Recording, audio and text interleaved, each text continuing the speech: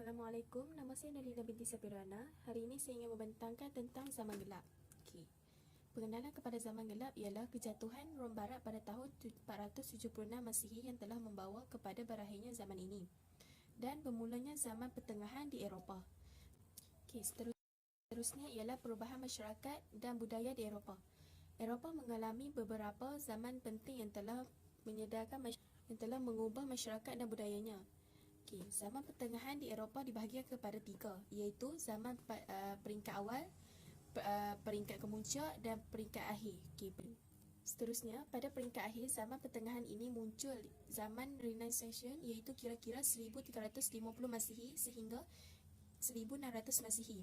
Seterusnya, berlaku kegiatan penjelajahan dan penerokaan serta pengembangan ilmu. Orang Eropah menyebarkan pengaruh mereka kepada dunia yang berada di luar Eropah. Seterusnya, pengaruh Barat ini diteruskan semasa zaman revolusi, perindustrian dan imperialisme. Seterusnya pula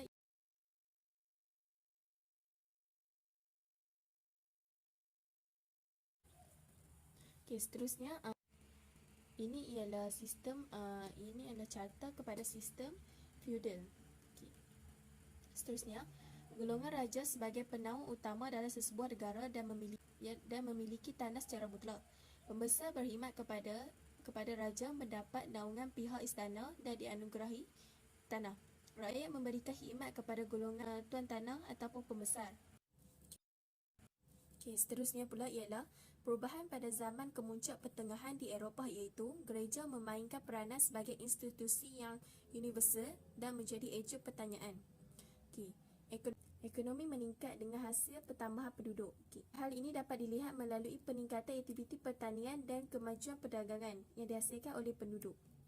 Seterusnya, muncul bandar-bandar seperti Venice, Milan dan juga Florence yang melahirkan golongan pertengahan yang terdiri daripada artisan, pedagang dan ahli perbankan. Seterusnya, aktivitas sosial tidak lagi berasaskan pemilikan tanah tetapi berasaskan kekayaan.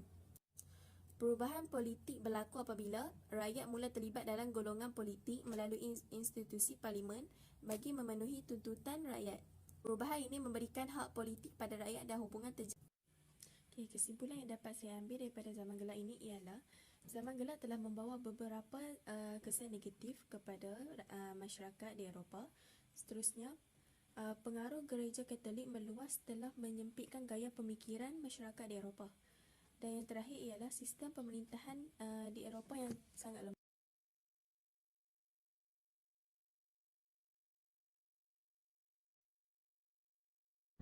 Assalamualaikum warahmatullahi wabarakatuh dan salam sejahtera. Saya Nurhana Arina binti Azmansyah akan menerangkan tentang zaman Renaissance. Zaman Renaissance berlaku selepas zaman kemuncak pertengahan pada 1350 Masihi sehinggalah 1600 Masihi. Istilah Renaissance berasal daripada perkataan Itali iaitu Renascimento yang membawa maksud kelahiran semula yang merujuk kepada penghargaan semula ilmu yang telah dihasilkan oleh cendekiawan dan penjuang seni tamadun Rom dan Yunani. Asas zaman Renaissance ialah penonjol terhadap keupayaan manusia berfikir dalam menyelesaikan permasalahan hidup. Aliran pemikiran ini dikenali sebagai humanism dan bapa humanism adalah Francisco Petrarch dan antara tokoh lain ialah Niccolo Machiavelli. Manusia ketika itu didorong oleh semangat inquiry atau semangat ingin tahu yang kuat. Oleh itu, mereka bersungguh-sungguh mencari jalan penyelesaian kepada permasalahan hidup dan bersedia untuk meneroka bidang dan kawasan baharu.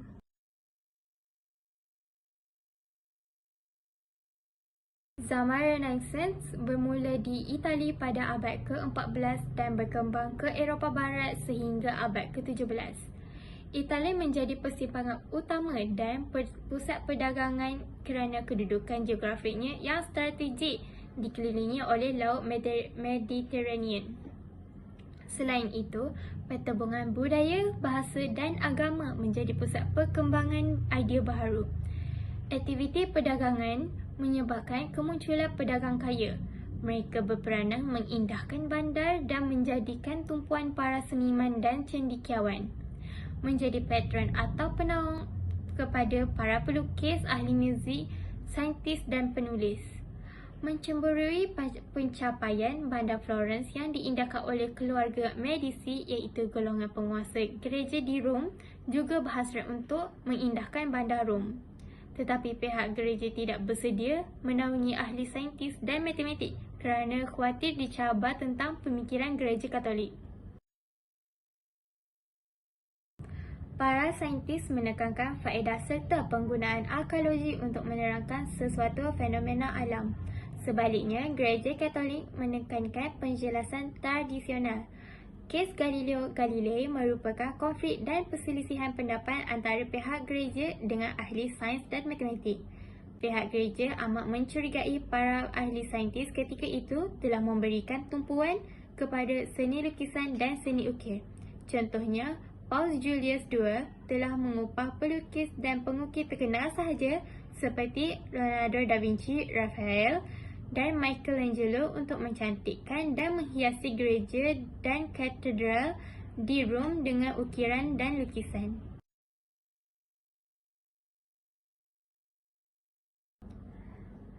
Kesan zaman Renaissance. Dari segi politik, kemunculan monarki baharu, kekuatan dan kekuasaan monarki baharu diasaskan kepada kewujudan kerajaan pusat dan kerajaan kebangsaan.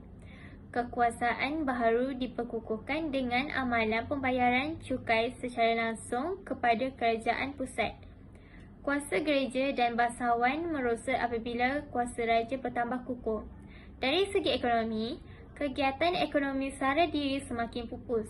Perdagangan tempatan dan antarabangsa meningkat menyebabkan kegiatan penjelajahan dan penerokaan berkembang seiring dengan kemajuan ilmu pengetahuan seperti matematik, geografi, kartografi dan astronomi, perkembangan ilmu sains seperti biologi, kimia, fizik dan perubatan. Manakala dari segi sosial, perubahan dalam pemikiran dan gaya hidup manusia kerana mereka lebih bersedia untuk menzahirkan emosi bentuk muzik, lukisan dan ukiran. Unsur ini berjaya dipupuk dan melahirkan budaya menyuburkan keyakinan diri, perubahan sikap masyarakat terhadap pendidikan, penekanan pemikiran logik, saintifik, falsafah dan metafizik untuk menekankan tanggungjawab sosial seseorang, melahirkan manusia yang dapat menggunakan keupayaan minda dalam bidang ilmu pengetahuan bagi mencapai kemajuan hidup. Rumusan bagi tajuk ini adalah zaman Renaissance menunjukkan satu perubahan yang baru terhadap masyarakat di Eropah ketika itu. Hasil seni adalah satu elemen penting bagi mereka untuk meluahkan perasaan dan mengindahkan bandar-bandar mereka. Zaman ini juga telah membawa kepada peningkatan ilmu pengetahuan dalam pelbagai aspek untuk mereka menyelesaikan masalah dan persediaan bagi mereka untuk meneroka sesuatu yang baru. Jadi, sebagai manusia yang hidup pada zaman moden, kita haruslah mempunyai fikiran yang kreatif dan berpengetahuan tinggi untuk mencapai kemajuan hidup. Sekian daripada saya.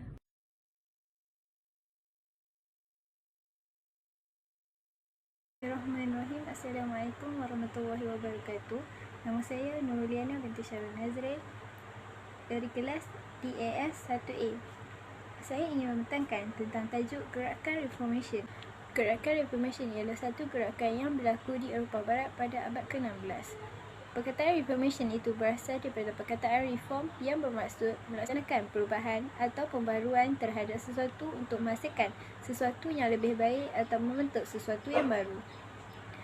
Gerakan Reformation ini mempunyai kaitan dengan agama Kristian. Faktor gerakan Reformation ialah berlaku kepincangan, rasuah dan penyelewengan apabila gereja Katolik meningkatkan usaha pembangunan keduniaan. Seterusnya, menentang amalan institusi gereja Katolik yang menjual siji indulgences, iaitu surat pengampunan bagi penganut agama Kristian yang telah melakukan dosa. Seterusnya, adanya mesin cetak ciptaan Johann Gutenberg memberikan Bible dihasilkan dengan cepat dan murah. Selain itu, Luther berpendapat bahawa dalam bidang peribadatan, manusia harus bergantung kepada kekuatan rohaninya. Kesan utama yang dapat dilihat dalam zaman Reformation ialah negara-negara Eropah telah berpecah kepada dua mazhab, iaitu mazhab Katolik dan Protestan. Berlaku beberapa perpalahan antara mereka, contohnya Perang Keagamaan di Perancis pada tahun 1562 yang berakhir pada tahun 1598 dan Perang 30 tahun yang melibatkan beberapa buah negara iaitu Spanyol, Jerman, Bohemia, Denmark dan Sweden. Seterusnya, kesan reformasi juga telah menimbulkan kesedaran kebangsaan kerana telah dikaitkan dengan agama Kristian. Fahaman Luther telah menjadi agama Kristian bagi negara Jerman dan Skandinavia, manakala ajaran Calvin telah menjadi agama kebangsaan negara Belanda dan Skotland. Dan fahaman Anglikan pula telah menjadi agama orang Inggeris.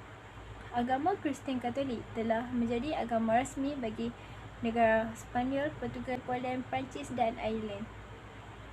Kesan jangka panjang yang dapat dilihat dalam zaman Reformation ialah timbulnya sikap toleransi antara penganut pelbagai mazhab agama Kristian, iaitu bersama-sama mempergiatkan pendidikan sambil menyebarkan ajaran agama.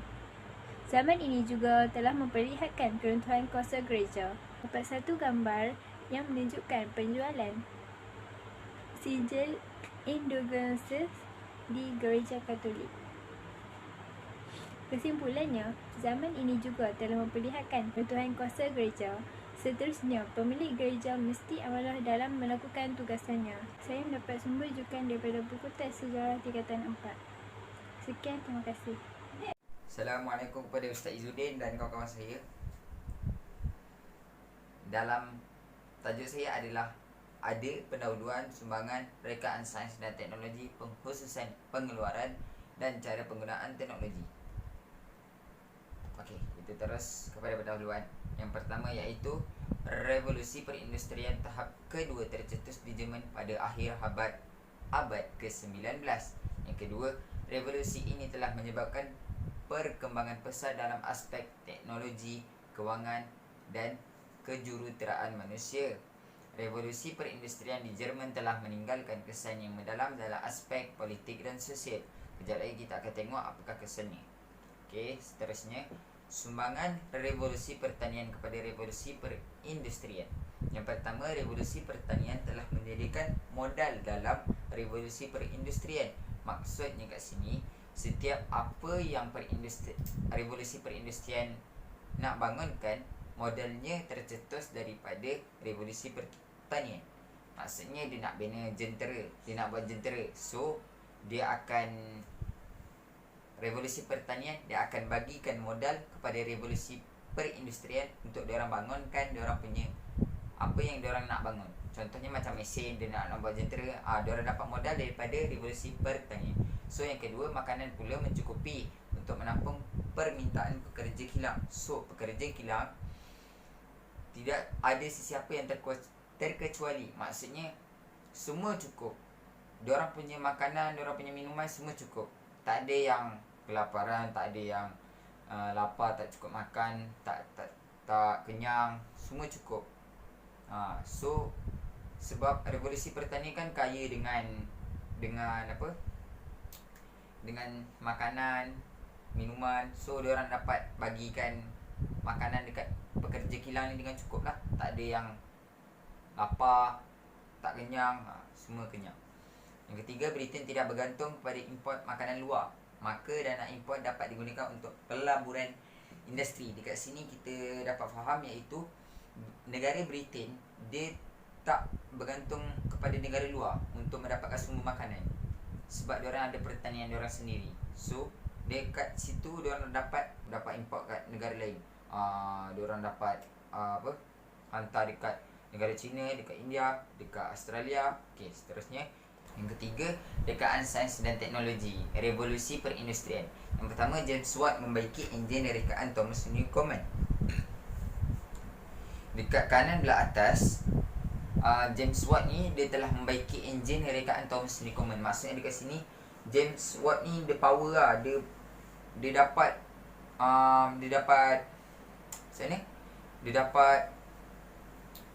mengakses orang punya barang walaupun dia bukan dia punya barang. Maksudnya dapat baiki barang orang walaupun dia tak tahu apa yang ni, apa barang dalam ni.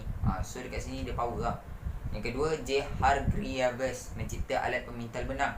Dekat kanan belah bawah, ini adalah alat pemintal benang. Okey, ni gambar dia Okey, yang ketiga, R. Arkwright mencipta alat pemintal benang menggunakan enjin berkuasa wap.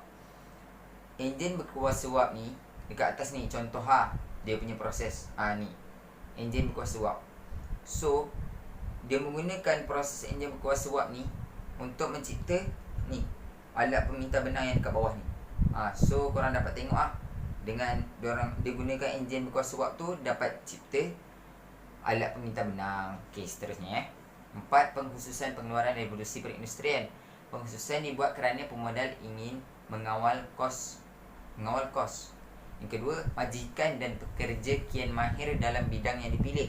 Diorang mahir dalam bidang yang diorang pilih sebab diorang khususkan buat sesuatu perkara. Maksudnya diorang nak buat mesin rumput. Diorang khususkan diorang punya bidang dalam buat mesin rumput. Lama-lama diorang akan jadi mahir, diorang akan dapat mantap skill, dapat banyakkan kualiti dan kuantiti diorang. Kuantiti yang dikeluarkan dan kualiti pun bagus, tahan, padu. Nombor 3, kesannya kuantiti dan kualiti barang meningkat sehingga boleh dipasarkan ke luar Britain. Maksudnya barang-barang diorang yang diorang buat, diorang mahir, diorang buat mesin rumput. Contoh, buat mesin rumput, diorang dah lama dalam bidang tu, diorang dapat tambah diorang punya kuantiti, diorang punya kualiti mesin rumput pun padu kan. So diorang dapat sebarkan dekat negara lain. Penggunaan teknologi ketika revolusi perindustrian. Sebelum pengenalan enjin berkuasa wap, tenaga manusia, binatang dan air digunakan. Maksudnya sebelum wujudnya enjin berkuasa wap ni, contoh yang digunakan iaitu kereta api dan kapal, diorang menggunakan tenaga manusia, binatang macam keldai, unta untuk diorang pergi ke suatu tempat dan air digunakan. Seterusnya, Newcomen mencipta mesin berkuasa wap yang memudahkan perlombongan arang batu. Maksudnya yang dalam gambar kanan tadi, sebelah atas, diorang menggunakan mesin berkuasa wap untuk diorang cari arang batu, untuk diorang cari petroleum. Okey, seterusnya, kuasa wap daripada arang batu digunakan dalam sistem pengangkutan seperti kereta api dan kapal laut. Kereta api dulu dengan kapal laut yang zaman dulu, diorang menggunakan arang batu untuk diorang bergerak. Untuk kereta api tu bekerja, untuk kapal laut ni bekerja untuk diorang bergerak ke suatu tempat. Okey, seterusnya penutup. Kita dah sampai penutup. Revolusi perindustrian tahap kedua di Jerman meninggalkan kesan dalam aspek politik dan sosial. Kedua, revolusi perindustrian juga menyebabkan masalah kemelesetan inflasi dalam kalangan masyarakat. Harga barang naik, harga minyak naik, semua harga naik. So, kat situ nampak terbebanlah masyarakat. Okey, seterusnya rujukan saya. Saya mendapat rujukan daripada buku teks Form 4 dan pada laman sesawang Google. Masyarakat. Sekian, terima kasih daripada saya, Aiman, 17-21F1037. Sekian, terima kasih. Terima kasih kepada Ustaz. Assalamualaikum warahmatullahi wabarakatuh. Saya Natasha Batrisha binti Muhammad Nudin akan membentangkan tajuk revolusi pertanian. Apa itu revolusi? Ialah suatu perubahan besar yang berlaku secara mendadak dan menyeluruh dalam jangka masa yang lama. Sebagai contoh, Britain, negara pertama yang mengalami revolusi, seperti berlakunya revolusi politik yang melibatkan penukaran sistem pemerintahan di sana. Perkembangan bidang pertanian. Sebelum revolusi pertanian berlaku, proses pengeluaran makanan berlaku secara kecil-kecilan kerana terdapat dua sistem pemilikan tanah, seperti tanah persendirian yang hanya dimiliki oleh orang kaya, manakala tanah awam ia boleh digunakan oleh rakyat biasa. Selepas berlakunya revolusi, pihak kerajaan telah mengubah suai sistem penggunaan dan pemilikan tanah bagi mengeluarkan makanan secara besar-besaran. Selain itu, lahirnya Akta Pemagaran Tanah, iaitu bertujuan untuk menambahkan proses pengeluaran makanan kerana berlakunya penambahan rakyat, seperti pembukaan ladang yang bertujuan untuk meningkatkan sumber pendapatan rakyat serta meningkatkan sumber pengeluaran makanan di sana. Okey, yang kedua, kaedah ciptaan baharu pertanian seperti penanaman bergilir mengikut musim, seperti ubi kentang dan tulip, iaitu sengkuang Cina, ialah tanaman yang paling sesuai untuk dijadikan tanaman bergilir mengikut perbezaan musim. Selain itu, wujudnya peralatan baharu yang dicipta oleh Jethro Tull yang diberi nama alatan Jethro Tull. Selain itu, bagi meningkatkan lagi pertanian, mereka telah menghasilkan baja organik untuk kegunaan para petani. Okey, saya berhenti di sini, iaitu kesimpulan yang saya dapat daripada topik ini ialah saya dapat mempelajari bahawa pihak kerajaan dan rakyat mestilah bekerjasama demi mencapai objektif dan matlamat negara. Okey. Selain itu, sumber rujukan yang saya guna ialah buku teks tingkatan 4. Okey, terima kasih. Sekian, terima kasih.